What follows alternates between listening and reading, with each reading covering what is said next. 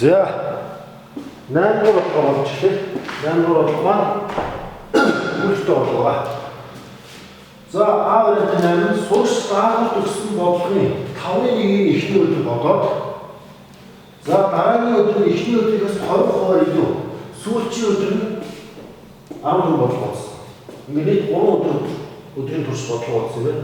Тэгэхээр сурч нийт хэдэн бодлого болсон бэ гэж. За энийг хэвээр аргаар бодчих л доо. За нийт ингээд бодсон бодлогыг нэг урт ирчмээр бүх бодлогыг урт ирчмээр төлөөлөх юм бол эхний өдөр 5-1 гэхээр яах вэ? Зөвхөн энэ шиг бодно. За дараагийн өдөр нь эхний өдрийнхөөс 20% илүү гэсэн. Эхний өдрийнхээ ийм бодлого чинь. А тэгвэл дараагийн өдрөөс 20 энэний 20% гэсэн үг нь 20% гэдэг нь ер нь бол тухайн нэг 5-1 хэсэг 20%. Тэгэхээр дахиад ингэ яах вэ? 5 тэнцвэрс хуваасны 5 тэнцвэрс хуваасны нэг хэсгийг бол өөрөөр хэлбэл 2 өдрийн бодлого. 2 өдрийн бодлого. Нэгдүгээр өдөр эхний өдрийн бодлого, хоёрдугаар өдрийн бодлого, гурав дахь өдөр яах вэ? Нийт энэ хэсэг болж. За одоо энэс нь харчих. Сүүлийн өдөр 14 бодлого бодсон гэж. 14 бодлого чинь юм байна л да.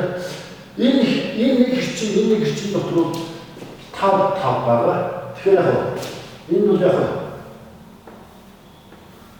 4 байгаа. Тэгэхээр нийт энэ хэсэг чинь 14 хэсэг юм шүү дээ. Энэ хэсэг 14 хэсэг болгонд 14 бодлого чинь нэг юм хэрчим бол нэг бодлого гэсэн үг.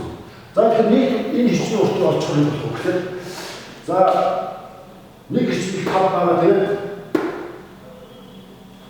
ийм хэрчим 5 байгаа.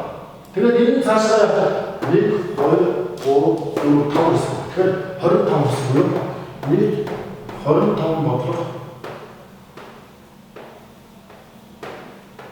бодсон.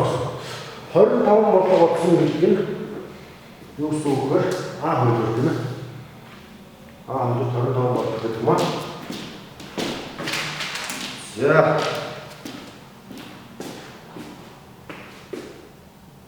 20% илүү бодсон. 20% чинь 5 хуваасан хэсэг шиг 5 хэсэг болно. Тэгээд нийт 10 бол 25. Нийт 25 бол бодсон буюу энэ маань энэ ди хөлөө зүйл байж. За одоо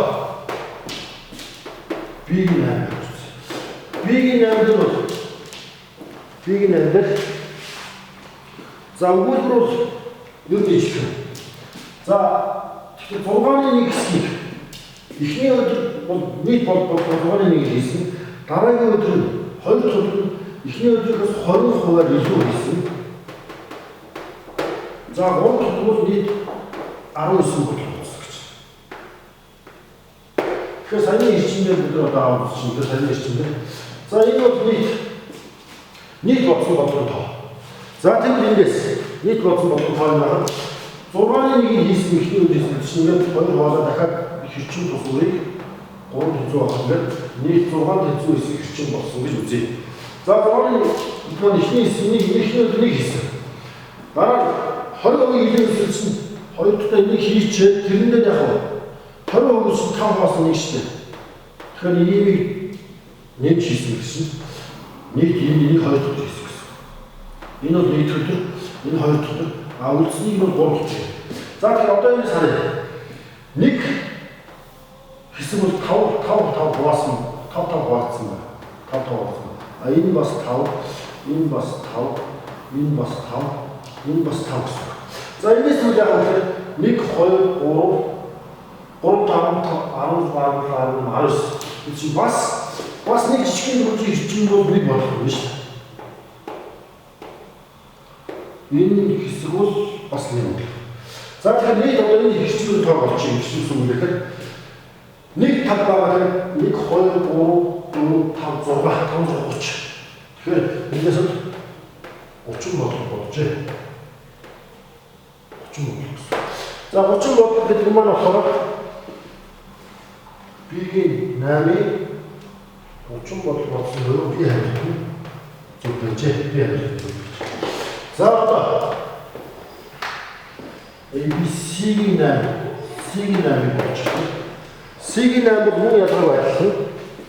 За, даавал гэсэн бодлогын 4-1-ийн эхний өдөр хийгээд дараагийн өдөр эхний өдрийнхээс 25% илүү хийсэн.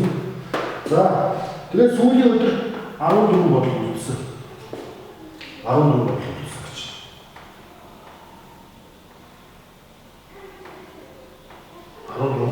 Бол суугч нийт хэдэн бодлого бодсон бэ? Суугч нийт хэдэн бодлого бодсон гэж. За энэ сая. Бас нийт бодсон бодлогын тоог ингээд 4-1 бодсон чихний өдрөөр энэ хэсгийг бодчихсон байна. 4 бас 1.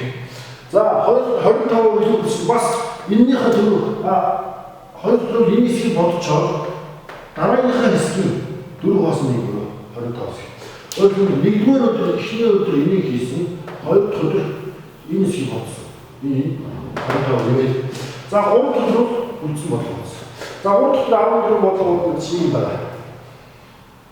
За ер нь нэг хэсгийг бол 4 хоос гэсэн чинь энэ бол 4, энэ бол бас 4, энэ эсвэл бас 4, энэ эсвэл бас 4. За одоо харъя. 4 дээр 1 2 3 үлдсэн 7 гэсэн. 7 гэдэг нь энэ 7 жижигхэн хэрчим дотор 7 жижигхэн хэрчим дотор 14 бодлого багтна гэдэг бол нэг хэрчим яг 2 бодлого гэсэн. За би бүрүүлчихлээ. Ийм бодлогын хэрчимд 2 бодлого харилцсан 2 бодлого. За тэгэхээр одоо нэг хэрчим тоо болчих. Энэ 4 12 болчихоор 32 бодлого болжээ. 32 бодлого. За 32 бодлого бодсноор аль хариултыг бид авах вэ гэхээр C хувилбарын B зөв хариулт байх нэ. За D-ийн 4-р хэсгийн 8. За D вариант дээр юм байна. Үүгээр эхний өдөр 5-1 гэсэн бодсон. Дараагийн өдөр нь бол эхний өдрийнхээс 25% илүү байсан. Сүүлчийн өдөр 22 болсон. 22 болсон бол сурч нийт хэдэн бодлого болсон бэ гэж. За энэ дахиад мөн нөгөө хэрчүүд байна. Эхний өдөр 5-1 гэсэн ингээд 5 хэсэг байна. Эхний өдрийг бодсон. Дараагийн 25% илүү болсон дахиад энийг бодчоо дээр нь дахиад дараагийн хэсэг 4 хоосны нийт хэзээ үгүй юу? Ийм хэсгийг 2 дахь бодсон. За 3 дахь нийт яасан бэ? 22 бодлого болсон. За харъя. Энд чинь 4 хоосон, энэ хэсэг чинь бас 4 хоосон, энэ хэсэг чинь бас 4 хоосон, энэ хэсэг чинь 4 хоосон, энэ хэсэг чинь 4 хоосон. Тэгвэл жижигхэн хоосон хэсэг 20 хэсэг байгаа байна. За одоо харъя. Энэ 8 дээр 2 3 юм. 8 дээр 3 гэхээр 11. 11 буюу нэг жижигхэн дөрвөлжин ийм богино хэсэг. 11 буюу 2 бодлого. 2 бодлого. За нэг бодлого болчих. 522 орчим. Эндээс 40 бодлого суурьш бодсон юм байна гэж.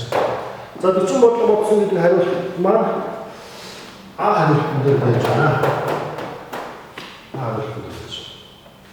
За тэгвэл ингээд хэрчмийн аргаар үйлдэлтэй бодлого бодслууллаа. Нэгдүгээр А-гийн 8 бол D хариулт, B-гийн 8 бол B, C-гийн 8 бол B, D-гийн 8 бол E хариулт нь зөв байжээ.